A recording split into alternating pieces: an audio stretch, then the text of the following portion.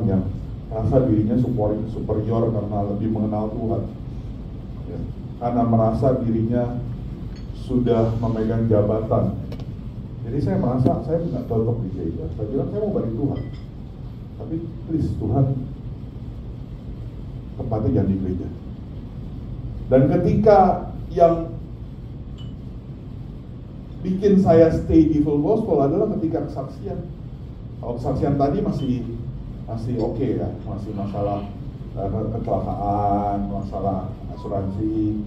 Tapi waktu hari itu masalahnya dia bersaksi tentang gua pakai narkoba, gua habis bunuh orang, ya, saya jatuh lagi nih, habis pakai sabu lagi semalam. Pak, kalau di kita mungkin udah terbiasa nih, udah sering dengan kesaksian. Oh, dia narkoba biasa lah ya. Tapi kalau buat orang-orang yang tidak biasa bersaksi, itu hal yang luar biasa loh. Serius. Kesaksian itu strong, powerful. Buat orang-orang yang gak pernah bersaksi, yang hidupnya dia umpetin, dia dengar kesaksian orang itu hal yang luar biasa. Kenapa? Dia akan merasa, kok orang ini berani buka? Itu kan aib. Ya? Lu pakai narkoba zaman waktu itu tuh aib. Sampai sekarang pun misalkan ada salah satu dari sini nih ada pakai narkoba, berani ngomong. Ya? Kalau kita udah biasa bersaksi kita berani. Tapi kalau orang nggak bisa bersaksi itu luar biasa loh. Itu yang bikin saya kepincut ke Full Gospel tahun 2007. Kok di sini semuanya nggak pakai topeng ya? Ya? Akhirnya saya bertobat, saya ngikutin benar-benar Full Gospel, ya. Usaha narkoba saya, pabrik saya tutup total, fully close. Saya bilang ke partner saya, gue kasih lu nggak usah bayar gue spesial pun. Padahal itu mesin ada mahal segala macam. Ya, diskotik saya tutup, saya ekstrim bang. Diskotik saya tutup, karaoke saya rubah jadi karaoke keluarga. Saya udah dimaki-maki sama saya, lu mau begini bisnis mau dapet duit dari mana? Gue nggak tahu dapet duit dari mana. Ya, pokoknya gue mau benar. Saya ekstrim waktu itu, 2008 saya ekstrim. Ya, sampai ke tahun 2008 akhir, bapak-bapak, waktu itu kan saya kasih mula-mula yang saya dapat firman ini. Ya, bukan kamu yang memilih aku, tapi aku yang memilih kamu. Saya pikir-pikir benar juga ya. Tuhan yang milih kita loh, ya, supaya kamu berbuah, dan aku menetapkan kamu supaya kamu berbuah, dan buahmu itu tetap. Saya pikir buah itu berarti berkat dong. Saya saking susahnya waktu itu ya. Tahun 2008 anak kedua saya lahir, 2007 anak pertama saya lahir, jadi bedanya gede 1 tahun. Saking nggak punya uangnya, istri saya tuh minta telepon ke saya, Pak, lapar nih, bawain makanan dong. Gak punya uang pak. Tahu nggak? Saya beliin roti yang murah tuh, yang gopek, yang 500 perak yang di warung. Ya, pernah makan nggak? Makan. Yakin. Dulu jualan ya. Jadi kalau jualan, kalau nggak jualan pasti nggak pernah cobain. Gopek pak. Itu kalau dimakan ya, sekali makan, sekali gigit seret langsung pak. Serius. Saya bawa ke rumah, istri saya nangis. Kok gini amat ya hidup kita katanya. Karena kita udah ke jalan Tuhan. Ternyata 1 tahun, 2 tahun saya ikut Tuhan benar-benar itu Tuhan cuci bersih pak. Udah bukan pakai baik clean lagi, ya. Udah istilahnya udah pakai amplas dicuci bersihnya.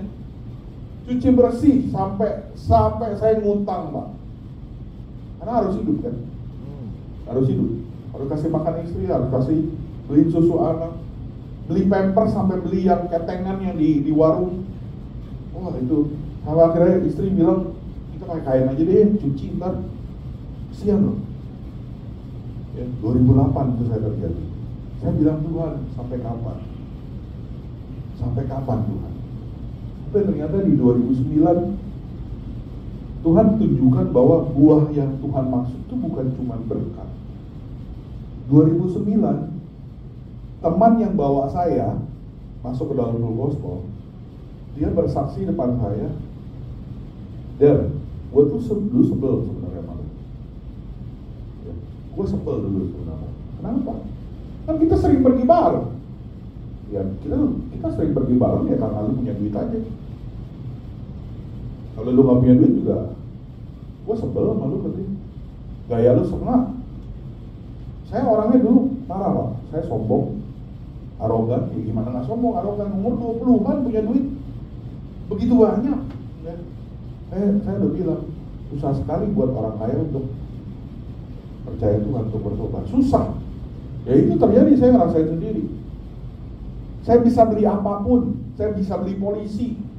Ya itu yang saya percaya dulu ya. Polisi kayak jenderal kayak apa segala macam, Kapolda, itu makan duit saya Pak. Saya orang sombong.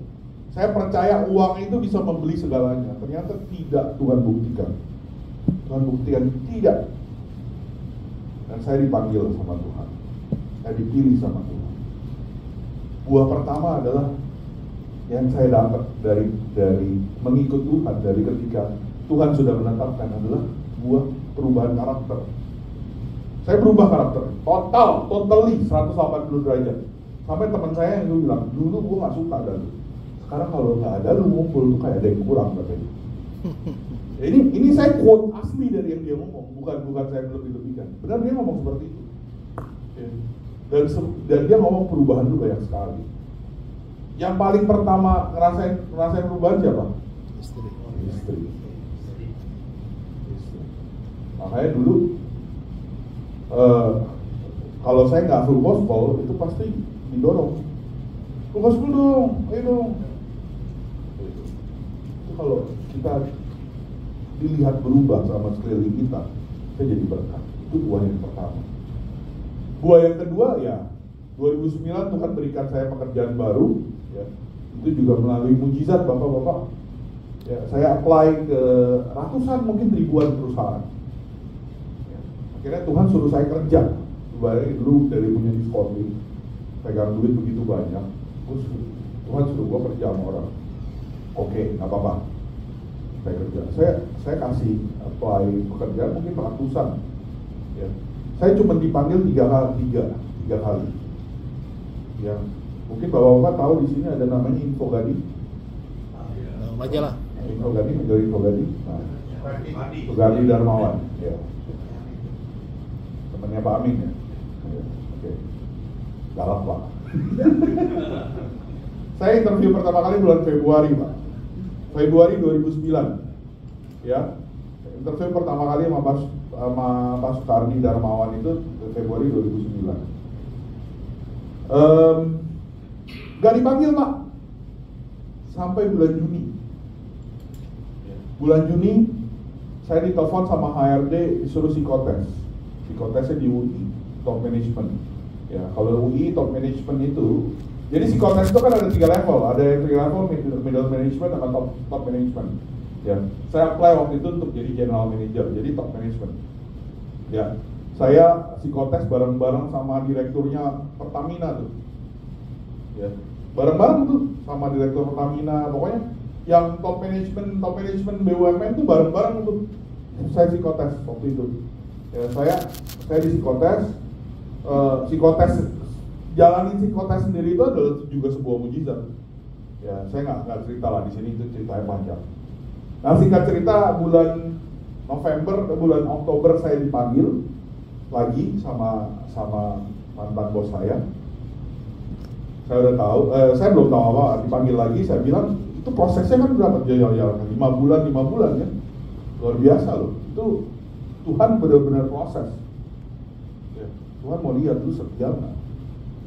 5 bulan, 10 bulan totalnya prosesnya. 10 bulan, di bulan 10 saya dipanggil lagi. Dipanggil interview terakhir itu ada Pak Sukardi, ada Pak pemegang sahamnya siapa lupa yang tinggal di BGV. Ada beberapa lah. Ya. Jadi interview lagi, pulang, nggak berapa lama ditelepon lagi sama HRD-nya, Pak Sukardi minta ketemu. Nah di situ saya udah tahu, kayaknya saya diterima, mau nego gaji. Ya. Saya hitung tuh Pak, saya hitung waktu itu saya butuh buat rumah berapa, saya butuh buat bayar cicil hutang berapa, ya, untuk susu anak, buat istri, buat segala macam lah. Saya yang nggak saya hitung cuma satu, buat saya sendiri. Saya percaya Tuhan pasti cukupkan buat saya. Jadi saya nggak hitung buat saya Tuhan, ya, saya hitungnya buat keluarga saya aja. Cukup. Kalau Tuhan kasih saya gaji sekian, let's say kita ngomong, let's say misalkan 10.000 perak lah ya, 10.000, 100 perak gitu kan, angkanya ganjil gitu kan, ya. Kalau Tuhan saya kasih gaji segini, Tuhan kasih saya gaji segini, cukup untuk keluarga saya, dan saya mau bayar utang-utang saya, ya, saya mau cicil. Nah, bapak-bapak tahu apa yang terjadi ketika Pak Sukardi itu, ketika bos saya itu, atasan saya ngedorin saya offering, ya, dia ada di satu kertas ada, ya salah, ada job desk, ya kan, ada organization structure gitu kan, terus ada achievementnya, mau achievementnya apa aja gitu. Biasa itu dikasih satu kertas begitu, dan terakhir ada remuneration berapa, ya, gaji lu, tunjangan lu, bla bla bla. Ya saya nggak lihat yang lain, saya lihat angka akhir ini. Tuhan kasih persis 2 kali lipat dari yang saya minta. 2 kali lipat, persis Pak, dari angka yang ganjil itu bisa pas 2 kali lipat. Tuhan nggak pernah berhutang sama kita. Itu buah yang kedua yang Tuhan kasih, ya, buah berkat. Dan Tuhan terus angkat. Ya.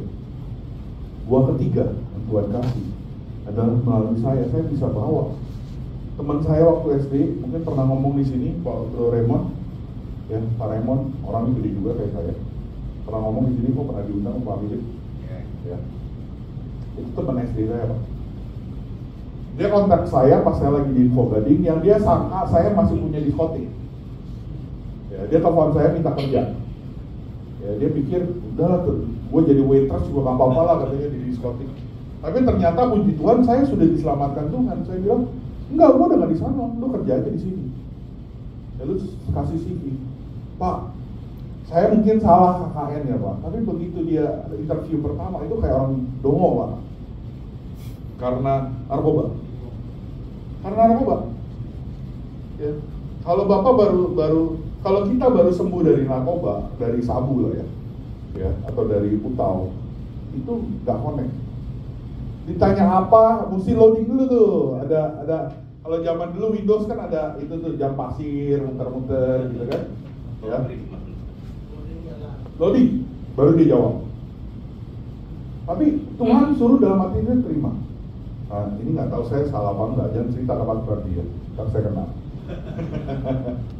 Ya, akhirnya saya terima, dan saya terima, proses saya bawa ke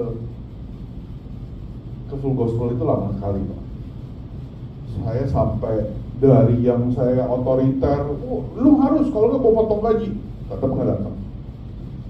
Ya, mau pulang saya umpetin kuncinya, ikut. Ya, saya umpetin kunci motornya supaya dia ikut saya gitu loh, ya kan? Ikut, ntar gua anterin balik. Gak mau, dia kawan pulang naik bajai Pak. Ya, gak mau, dia mana-mana. Terakhir saya bohong Pak, saya cuma ngomong begini, Dut, saya panggil dia Dut, karena kita sama-sama gendut sebentar. Dut, lu datanglah sekali. Ya, kalau lu gak suka, lu gak usah datang. Coba aja sekali. Ya mungkin dia gak enak sama saya, dia datang sekali. Dan dia pikiran dia itu isinya tuh full gospel itu isinya orang-orang tua, sorry ya, no offense.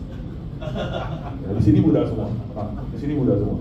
Isinya orang-orang tua yang kerjanya bacain Alkitab, terus gitu doa, terus dia bilang. Ternyata chapter saya waktu itu isinya anak muda semua Pak, muda-muda semua. Ya saya waktu baru masih umur 30-an, 2007, belum 30 bahkan, 20 something, 28, 29, 26 bahkan, 2008, 27, 2009, 28. 28 tahun, masih seumuran segitu semua. Ya. Dan dia baru tahu kalau full gospel ini benar-benar ya nggak seperti itu, isinya tentang kesaksian. Jadi buah ketiga yang saya dapat adalah kita bisa menangin jiwa, Pak. Jadi saya hanya example satu, ada beberapa jiwa yang puji Tuhan izinkan, dan mereka semua diangkat sekarang. Mereka semua punya bisnis sendiri, beberapa yang jadi RVP, ada yang jadi RD, ya. Termasuk Michael juga, ini atasannya dia dulu, sekarang udah jadi atasan dia. Nah, baru ini yang luar biasa. Luar biasa, ini buah. Supaya buahmu itu tetap itu artinya tidak hilang. Selama lu ikut Tuhan, selama kita ikut Tuhan, buah yang kita dapat dari Tuhan itu tetap. Tapi jangan sekali-sekali kita tinggalkan Tuhan. Jangan sekali-sekali tidak lulus dari full gospel. Gua udah lulus dari full gospel, nggak selesai, ketemu lagi ngerangkak, Pak, lagi jatuh ke lubang. Gua udah bilang lu jangan tinggalin full gospel. Bukan full gospelnya yang hebat, saya bilang, tapi support dari kesaksiannya itu yang keren. Ya. Teman-teman nggak ada yang percaya, tapi saya kasih analogi begini, gampang. Ya, ini bapak-bapak di sini kan udah pro ya. Saya mau tanya, Minggu ke gereja nggak, Pak? Gereja dong, ya. Pak Amin, hari Minggu kemarin pendetanya ngomong apa? Lupa, ya kan? Kalau saya tanya, Pak Amin ingat nggak kesaksian Pak Anton? Ingat. Pasti ingat. That's the point. Ya, lu pendeta mau ngomong sampai bebuih, ya. Gap 2 minggu aja, seminggu mungkin masih ingat. Ada yang orang-orang yang merhatiin banget, seminggu, oh gue masih ingat dia bilang ini. Coba gue tanya lu, bulan lalu ingat gak? Zero, no way lu bakal ingat. Tapi kalau kesaksian Pak David, kesaksian Opa, kesaksian Abu, saya ingat semua kesaksian Abu. Dimana dia dulu keluar dari penjara, dagang pulsa, habis dagang pulsa narik Grab, ya habis narik Grab diangkat Tuhan, diberikan kesempatan buka perusahaan istrinya, terus mobilnya hilang. Saya ingat semua saksiannya. Tapi kalau suruh ngomong, Abu minggu lalu bawain firman apa? Enggak ingat. Itu yang kita butuh. Real kesaksian orang. Kadang-kadang kita ke gereja lu dengar pendeta ngomong dalam hati saya. Kadang-kadang lu ngomong tuh hebat sekali ya, berdasarkan Alkitab. Tapi lu pernah ngerasain nggak sih di posisi luar gitu? Ya banyak orang ngomong kan, pendeta ngomong, oh harus kuat tuh. Lu ngomong kuat, lu pernah nggak di posisi gua? Utang miliaran, coba ayo. Nggak pernah, tapi susah gitu. Tapi kita tahu ada orang-orang yang utangin miliaran, diangkat Tuhan, itu terbayar lunas. Dan sekarang Tuhan bisa angkat dia, pelayanannya begitu hebat. Banyak di full gospel kita, di teman-teman kita juga. Jadi pelayanan itu apa sih buahnya sebenarnya? Bukan tentang berkat doang, tapi tentang diri kita sendiri pertama. Kalau lu udah pelayanan tapi karakter lu gak berubah, ya zero lah. Kita sekarang lagi problem, menurut saya, problem sama orang-orang yang pemangku jabatan. Banyak orang saking udah jabatan tinggi punya harga diri jadinya. Ya. Gak cuma di gereja, gak cuma di pemerintahan, di full gospel juga.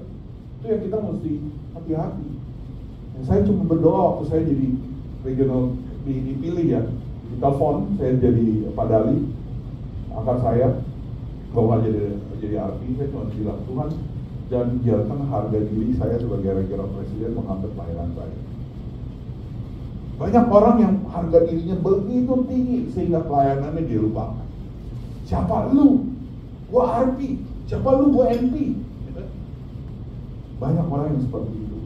Saya nggak akan ngomong di sini orang baik semua. Ya, masih muda-muda semua. Saya mau menghindari itu. Ya, saya benar-benar berdoa sama Tuhan seperti itu. Ya kita strict boleh, kita tegas boleh, tapi tegas di jalan yang benar. bukan tegas karena harga diri, bukan tegas karena lu siapa, gue siapa, bukan. Ya. Makanya saya sebelum jadi arti, saya dikasih pelajaran sama Tuhan yang sangat-sangat berharga untuk menurunkan saya punya harga diri. Ya itu lain waktu. Ya, ini udah 30 menit, jadi saya rasa memang kalau kita strict to schedule, ya kita selesai di sini. Terima kasih, Pak. Terima kasih.